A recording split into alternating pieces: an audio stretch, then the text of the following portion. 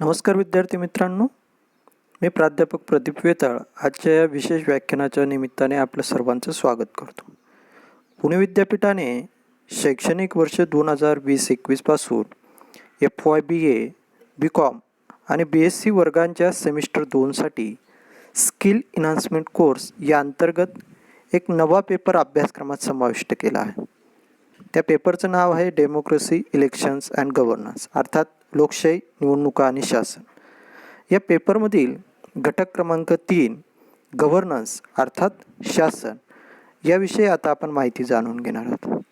विद्यार्थी मित्रांनो, या घटकाची माहिती जाणून घेण्यासाठी आपण व्याख्यानाचे 2 भाग करणार आहोत, ज्यात व्याख्यानाच्या पूर्वार्थामध्ये आपण गव्हर्नन्स अर्थात शासन या संकल्पनेचा अर्थ, गव्हर्नमेंट म्हणजे सरकार या संकल्पनेचा अर्थ, तसेच गव्हर्नमेंट अँड गव्हर्नन्स यातील परस्पर संबंध समजावून घेणार आहोत. तर व्याख्यानाच्या उत्तरार्थात आपण इन्क्लुजन अँड एक्सक्लुजन म्हणजेच इन्क्लुसिव्ह गव्हर्नन्स आणि एक्सक्लुसिव्ह गव्हर्नन्स म्हणजेच समावेशी शासन आणि असमावेशी शासनाची माहिती जाणून घेणार आहोत.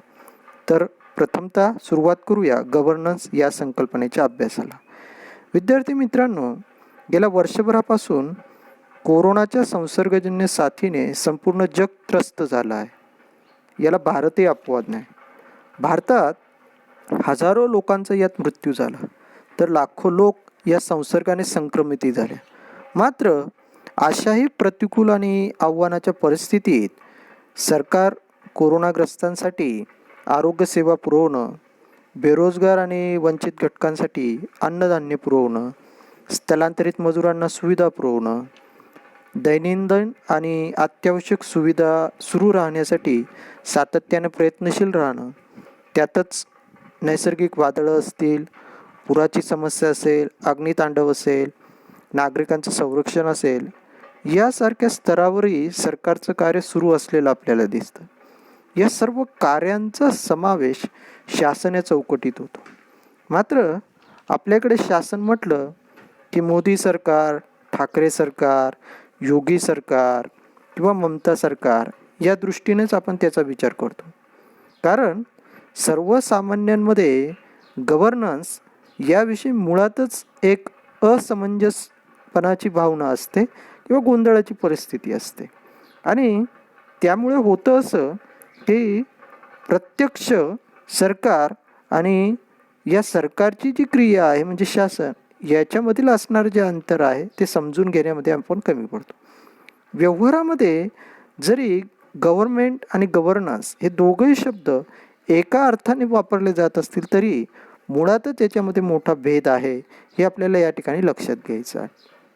गव्हर्नमेंट याला मराठीत पर्यायवाचक शब्द सरकार, शासनकर्ते किंवा शासन संस्था असं म्हटलं जातं. साधारणतः एखाद्या देशावर राज्य करणारा अथवा नियंत्रण ठेवणारा लोकांचा जो गट असतो त्याकडे सरकार किंवा गव्हर्नमेंट म्हणून बघितलं जात असतं. आपण याची थोडी शास्त्रीय स्वरूपाची व्याख्या जाणून घेण्याचा प्रयत्न केला तर कोलंबिया विश्वकोशानुसार सरकार ही अशी यंत्रणा आहे की ज्यात एका विशिष्ट गटाकडे सामाजिक नियंत्रण करण्यासाठी अंतर्गत कायदे करण्याचा व त्याची अंमलबजावणी करण्याचा अधिकार प्रदान केलेला असतो. बघा किती सोप्या शब्दामध्ये ही व्याख्या या ठिकाणी सांगितलेली आहे की सरकार काय आहे, तर सरकार ही अशा पद्धतीची यंत्रणा आहे की जी सामाजिक नियंत्रणासाठी, सामाजिक स्वरूपाच्या कल्याणासाठी एका अर्थाने कायदे तयार करत असते, त्याची अंमलबजावणी करत असते आणि ही कायदे करण्याची, अंमलबजावणी करण्याची अधिकार प्रदान असणारी संस्था असते. त्यामुळे आपल्याला गव्हर्नमेंट म्हटलं की अधिकार प्राप्त असणारी यंत्रणा असा अर्थ तात्काळ लक्षात येतो. परंतु आपल्याकडे बऱ्याच वेळा सरकारातील प्रमुखांचा चेहरा हाच सरकारांची ओळख म्हणून मानलं जातं. मात्र खऱ्या अर्थाने गव्हर्नमेंट ही संकल्पना जर आपल्याला लक्षात घ्यायची असेल तर गव्हर्नमेंटच्या म्हणजे शासन संस्थेच्या म्हणजे सरकाराच्या 3 महत्त्वपूर्ण अंगांचा विचार करावा लागेल, ज्याला शासन संस्थेच्या उपशाखाही आपण म्हणू शकतो किंवा उपअंगही म्हणू शकतो. मग सरकार किंवा शासन संस्थेची उपअंगे कोणती, तर यामध्ये शासन संस्थेचं पहिलं उपअंग आहे कायदे मंडळ, दुसरं उपअंग आहे कार्यकारी मंडळ आणि तिसरं उपअंग आहे न्यायमंडळ. कायदे मंडळाकडून विविध प्रकारच्या कायद्यांची निर्मिती केली जात असते. कार्यकारी मंडळाकडनं कायद्यांची अंमलबजावणी केली जात असते आणि न्यायमंडळाकडनं कायद्यांचा अर्थ स्पष्ट केला जात असतो. अर्थात कायदे मंडळ, कार्यकारी मंडळ आणि न्यायमंडळ या तीनही शाखा जेव्हा एकत्रितपणे येतात त्यालाच आपण सरकार तथा शासन संस्था म्हणजेच गव्हर्नमेंट असं समजत असतो. विद्यार्थी मित्रांनो, सरकारकडून जनसामान्यांच्या प्रचंड अपेक्षा असतात आणि या अपेक्षा पूर्ण करण्यासाठीच खऱ्या अर्थाने सरकारांचीच म्हणजेच गव्हर्नमेंटची निर्मिती करण्यात येत असते. अशावेळी सरकार जनसामान्यांच्या अपेक्षा, गरजांच्या पूर्ततेसाठी विविध योजनांची निर्मिती करते आणि त्या योजनांची अंमलबजावणी करत असते. सरकारच्या ज्या अशा आंतरक्रिया असतात किंवा अशा प्रक्रिया असतात की ज्यामध्ये सरकार किंवा शासन संस्था म्हणजेच गव्हर्नमेंट विविध प्रकारच्या योजना तयार करतं आणि ह्या योजनांची अंमलबजावणी करण्यासाठीची व्यवस्था करत असतं. ही जी प्रक्रिया आहे या प्रक्रियेलाच प्रामुख्याने गव्हर्नन्स म्हणजेच शासन असं म्हटलं जातं. गव्हर्नन्स या इंग्रजी शब्दाला पर्यायवाचक मराठीमध्ये शब्द शासन असा आहे.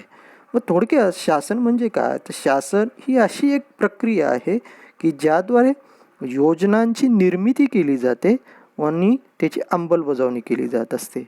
आपण याची शास्त्रीय व्याख्या वर्ल्ड बँकच्या अहवालाच्या संदर्भात जर बघितली तर अधिक आपल्याला सविस्तरपणे शासनाचा अर्थ लक्षात येईल. वर्ल्ड बँकने 1992मध्ये शासन आणि विकास या आपल्या अहवालामध्ये शासनाच्या संदर्भातील जी एक परिकल्पना सांगितलेली त्यात देशाच्या आर्थिक आणि सामाजिक संसाधनांच्या विकासासाठी ज्या पद्धतीने शक्ती वापरली जाते, सत्ता वापरली जाते, अशा प्रक्रियेला शासन असं म्हटलं जात असतं.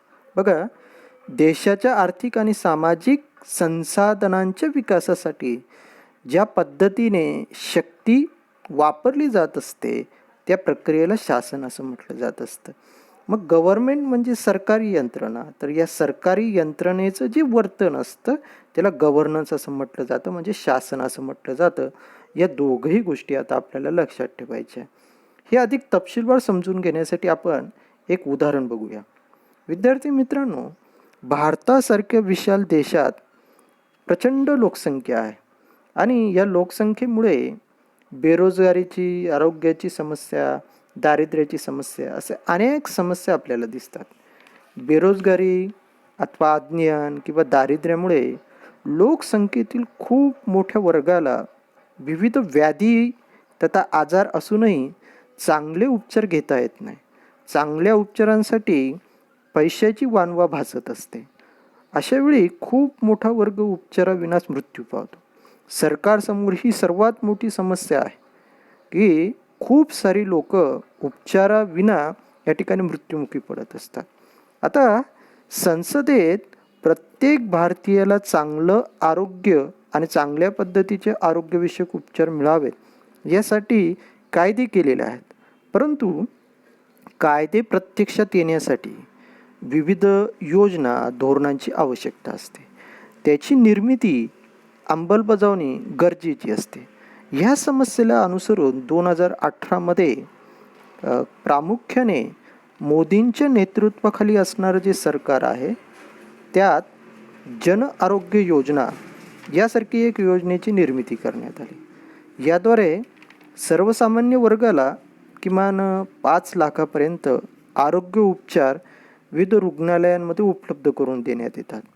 आता हे उपचार जसे सरकारी रुग्णालयांमध्ये उपलब्ध करून देण्यात येतात तसंच खाजगी रुग्णालयांमध्येही या पद्धतीचे उपचार जे आहेत ते या योजनेच्या अंतर्गत उपलब्ध करून दिले. म्हणजेच खाजगी रुग्णालयांनाही यात सहभागी करून घेण्यात आलेले.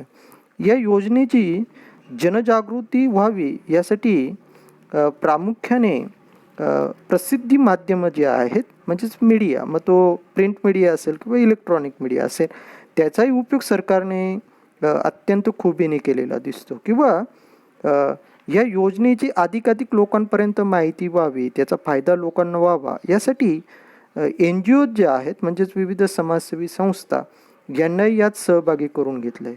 त्यामुळे या योजनेचा मोठ्या संख्येनं गरजूंना फायदा झालेला दिसतो व एका अर्थाने दुर्बल गरीब व्यक्तींनाही या योजनेमुळे चांगला उपचार मिळण्याची हमी प्राप्त झाली. आता मूळ समस्या जी आहे ती आरोग्य सुविधेचा अभाव होता आणि त्याच्यावरती जन आरोग्य योजना तयार करून तिची अंमलबजावणी करून आरोग्यविषयक समस्या सोडवण्याचा प्रयत्न यामध्ये करण्यात आला. म्हणजेच सरकारकडून एक योजना तयार करण्यात आली आणि त्याची अंमलबजावणी करण्यात आली. यालाच शासन म्हणजेच गव्हर्नन्स असं म्हटलं जातं. थोडक्यात सरकारी यंत्रणेचं हे वर्तन असतं, तथा ही एक प्रकारची प्रक्रिया असते. आता हे निश्चित झालं की गव्हर्नमेंट म्हणजे सरकारी यंत्रणा आणि गव्हर्नन्स म्हणजे सरकारी यंत्रणेचं वर्तन किंवा सरकारी यंत्रणेकडनं जी प्रक्रिया योजनांची अंमलबजावणी करण्यासाठी आणि प्रामुख्याने निर्मितीसाठी केली जात असते ती प्रक्रिया. आता गव्हर्नमेंट यात केवळ 3च यंत्रणांची भूमिका जी आहे ती प्रामुख्याने लक्षात घेतली जाते, म्हणजेच कायदेमंडळ, कार्यकारी मंडळ आणि न्यायमंडळ, ज्याचा भाग आपण सुरुवातीच्याच प्रस्तावनेनंतरच्या व्याख्यानामध्ये घेतलेला आहे. मात्र गव्हर्नन्स म्हणजेच शासन जेव्हा आपण विचार करतो तेव्हा त्यात सरकार तर आहेच, परंतु याच्याशिवाय खाजगी क्षेत्र म्हणजेच प्रायव्हेट सेक्टर, एन जी ओज म्हणजे समाजसेवी संस्था, सिव्हिल सोसायटी म्हणजेच नागरी समाज, तसंच मीडिया म्हणजेच प्रसार माध्यमांचाही याच्यामध्ये सहभाग होतो. त्यामुळे त्यांची भूमिका यामध्ये महत्त्वाची ठरते, जे आपण जन आरोग्य योजनेमध्ये उदाहरणाच्या स्वरूपात अभ्यासलेलं आहे. याचा अर्थ असा होतो की शासन ही सरकारपेक्षा खूप व्यापक प्रक्रिया आहे. आपण बऱ्याच वेळा पंतप्रधान नरेंद्र मोदींच्या भाषणात अथवा माध्यमांमध्ये minimum government and maximum governance याविषयी वाचतो, म्हणजे कमीत कमी सरकार आणि अधिकाधिक शासन. आता हे समजून घेण्यासाठी आपण पुढील भागाकडे वळूया. शासनाच्या अर्थाविषयी आता आपल्या मनात फारसा गोंधळ नसल्याने शासनाच्या बदलत्या आणि मॅक्सिमम गव्हर्नन्सच्या सूत्राला आता आपल्याला अधिक सविस्तर समजून घेता येईल. शासन हे अधिक लोकांपर्यंत पोहोचावं, तळागाळातील लोकांचे जीवनमान याच्यामुळे बदलावं, हा शासनाचा व्यापक हेतू निश्चित झाल्यानं शासनात सुशासन आणि ई शासन म्हणजेच गुड गव्हर्नन्स आणि ई गव्हर्नन्स यासारखी परिवर्तनं जी आहे ती पुढे आलेली दिसतात. प्रथमतः आपण गुड गव्हर्नन्स याविषयी जाणून घेऊ. शासनाच्या हेतूविषयी लोकांच्या मनामध्ये विश्वासाचं वातावरण निर्माण होणं आवश्यक असतं. जर अविश्वासाचं वातावरण शासनाविषयी लोकांच्या मनात असेल तर बऱ्याच वेळा योजना राबवण्यामध्ये अनंत अडचणी निर्माण होतात. जसं बघा, कोरोनाच्या या संसर्गजन्य साथीच्या काळात ज्यावेळी लसीची निर्मिती झाली, उत्पादन झालं, त्यावेळी सातत्याने ही लस कोरोनाच्या संसर्गापासून रोखू शकते यासाठी त्याचं वाटप सुरू झालं आणि लस देण्याचा एक योजना जी आहे ती सरकारच्या वतीने अंमलात येऊ लागली. परंतु मुळातच लसीविषयी लोकांच्या मनामध्ये एक गोंधळाचं वातावरण होतं, सरकारच्या या योजनेविषयी अविश्वासाचं वातावरण होतं आणि लस उपलब्ध असतानाही खूप सारे लोक या लसीचा डोस घेण्यासाठी रुग्णालयांपर्यंत जात नव्हते. परंतु लसीच्या संदर्भात विविध मंचांवरती सरकारच्या वतीने एक विश्वासाचं वातावरण जनतेमध्ये जेव्हा निर्माण झालं तर सद्य परिस्थितीमध्ये आपल्याला असं दिसतंय की आता लोकांना लस हवी आहे, परंतु सरकारच्या विशिष्ट यंत्रणांमधील असणाऱ्या काही त्रुटींमुळे या लसी आता उपलब्ध होत नाही आहे.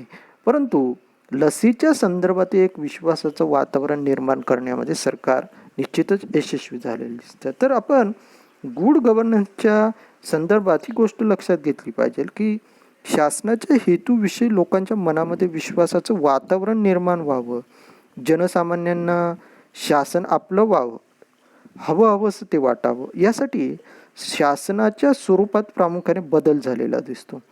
मग गुड गव्हर्नन्स म्हणजे सुशासन याच्या संदर्भातील अत्यंत सोपी व्याख्या काय, तर जेव्हा शासनात पारदर्शकता, उत्तरदायित्व आणि जबाबदारी यांना महत्त्व दिलं जात असतं, अशा शासनाला गुड गव्हर्नन्स म्हणजे सुशासन असं संबोधलं जातं.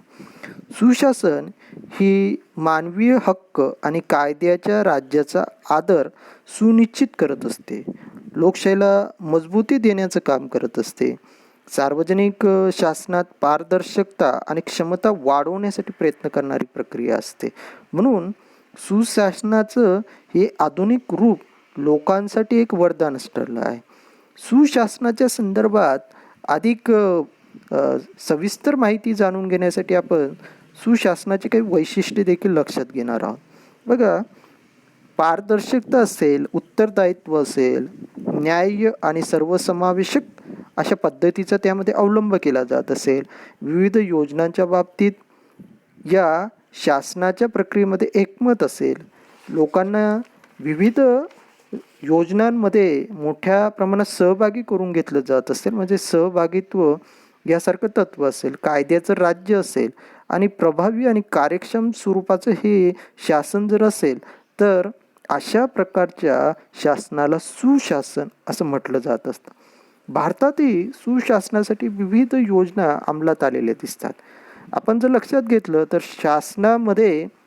शासनाच्या विविध योजनांमध्ये नागरिकांचा सहभाग वाढावा यासाठी संवैधानिक स्वरूपाची मार्ग आणि योजनांच्या रूपाने शासन सातत्याने काम करत असतं. आपल्याकडे मतदानाची प्रक्रिया, निवडणुका आहे, त्याच्याद्वारे तर नागरिक राज्यकारभाराच्या किंवा शासनाच्या प्रक्रियेत सहभागी होतच असतात. परंतु माय GOV यासारखं एक इंटरफेस असेल किंवा काही घटक राज्यांमध्ये आपल्याकडे जनता दरबार भरवला जातो की ज्याच्यात सरकार आणि नागरिक यांच्यामधला संवाद घडून येत असतो.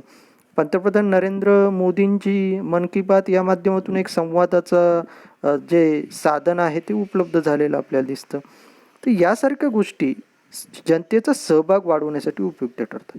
पारदर्शकतेचा जर आपण विचार केला तर आपल्याकडे प्रत्येक विभागाची सिटीजन चार्टर आहे, म्हणजेच एका अर्थाने नागरिकांसाठीची सनद आहे की तो विभाग कोणत्या सेवा देईल, कशा पद्धतीने पुरवेल, तक्रारी असतील तर त्या कोणाकडे केल्या जातील, यासारख्या अनेक गोष्टी या सिटीजन चार्टरच्या रूपाने आपल्याला लाभलेल्या दिसतात आणि एका अर्थाने शासनामध्ये पारदर्शकता निर्माण होत असते.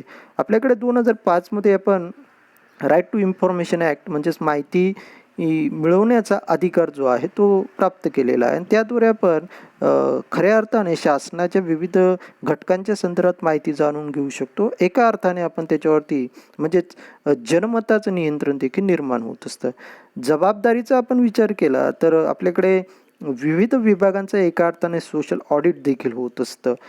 याचबरोबर योजनांच्या बाबतीत एकमत निर्माण व्हावं म्हणून आपल्याकडे सरकारच्या वतीने एक काउन्सिलिंग जे आहे ते सातत्याने चालू असतं आणि आपल्याकडे वेगवेगळे विधेयके निर्माण होतात. तर ते विधेयकं देखील प्रामुख्याने जनतेच्या हितासाठी असावेत आणि जनमत त्याच्यावरती प्रदर्शित व्हावं याच्यासाठी विधेयक निर्माण होण्याच्या प्रक्रियेमध्ये नागरिकांना सहभागी करून घेतलं जातं. ते पब्लिक डोमेनमध्ये ठेवलं जातं.